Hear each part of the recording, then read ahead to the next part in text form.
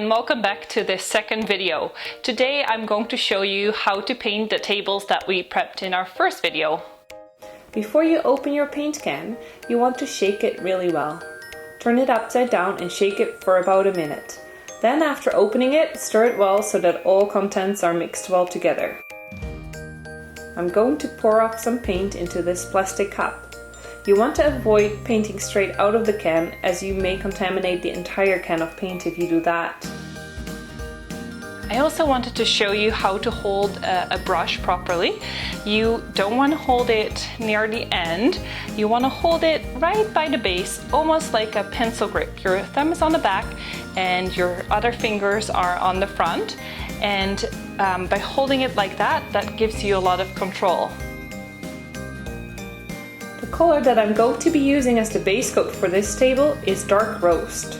This is a beautiful dark grayish brown that is almost black. As you can see, I'm covering about halfway up the bristles.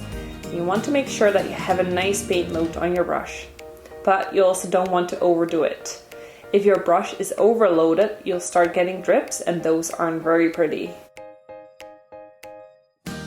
I want you to keep in mind that the climate you are working in has a huge influence on your final finish.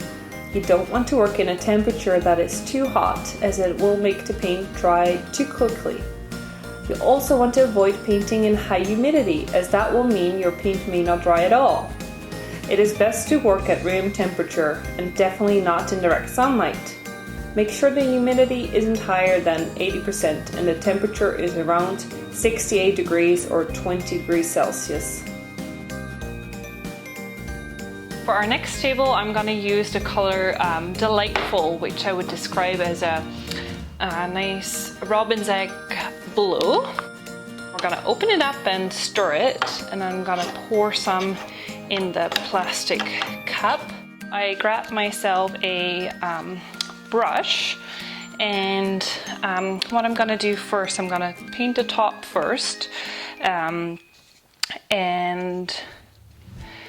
when you're painting, you always want to make sure you're going in one direction of your piece.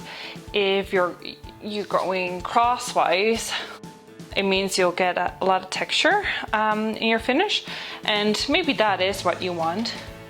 But if you want it smooth, it's better to use long strokes. What I'm doing here, you can't really see probably, but there are ridges in here that I just need to push the paint into. While you're painting, you want to make sure that you don't continue to go over the parts that have already started to dry. Our paint dries very quickly, and you will end up getting brush strokes if you do so. By keeping a wet edge, you'll make sure to get the smoothest finish.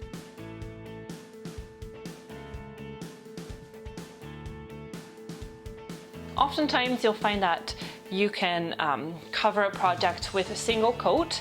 It does depend a lot on the surface that you're painting, and this table that I painted in Delightful, I can still see some of the wood coming through, and I want this to cover really nicely. So what I'm going to do is I'm going to go ahead and give this piece a second coat. If you are working in warm weather and you absolutely have to paint your project that day, then you can add some extra water to your paint, which will increase the open time, meaning it will dry less quickly. Our paint has almost no odor and it is safe to use indoors, although I would suggest a little ventilation just in case. Okay, well, that was it for this second video. Thanks so much again for watching. I hope you're going to come back to our third video. In that video, I'm going to show you how to layer a different color over top of this base color, and then I'm going to also cover different distressing techniques. So I hope to see you then.